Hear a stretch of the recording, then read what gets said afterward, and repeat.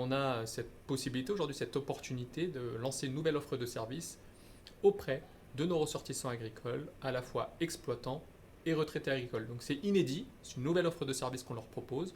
On est très heureux de leur proposer cette offre de service qui converge pleinement avec notre mission de service public en tant que caisse générale de sécurité sociale. Besoin très fort, notamment par rapport à nos agriculteurs et nos retraités agricoles. On connaît parfois la difficulté de leur activité, de leur métier au quotidien. Ils délaissent parfois aussi leur santé, ils méconnaissent leurs droits.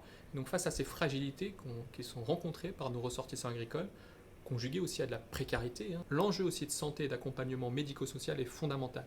Donc leur proposer cette prise en charge qui a été aussi soutenue au niveau national est très satisfaisant et doit répondre aussi à des réels besoins en la matière pour notre population agricole guadeloupéenne. Alors, comment ça se passe? Les personnes, elles sont déjà recrutées grâce au travail de nos collègues de la MSA qui donc nous fournit des fichiers suite à leur requête en interne pour cibler les personnes donc, qui ont besoin, en tout cas, de notre accompagnement. Donc ensuite, ces personnes sont invitées à réaliser le parcours de prévention en santé chez nous par différents biais. Soit elles sont appelées, donc c'est vrai qu'on essaie de privilégier ce mode de contact qui est vraiment plus, on va dire, personnel. Et les personnes reçoivent également par invitation, par courrier. Elles peuvent aussi venir chez nous par ce biais-là et puis aussi grâce aux différents partenaires. Pour le dépistage du chlordécone, nous avons prévu de proposer systématiquement ce dosage à tous nos ressortissants agricoles. Donc c'est ce que nous faisons. Nous proposons donc ce dépistage dans le cadre du plan chlordécone 4 par l'ARS. Donc tout cela reste bien sûr sans coût financier pour l'assuré. Et donc, en fonction des résultats, nous l'accompagnons pour faire en sorte qu'il y ait une diminution de cette exposition au chlordécone si jamais son dosage s'avère trop élevé.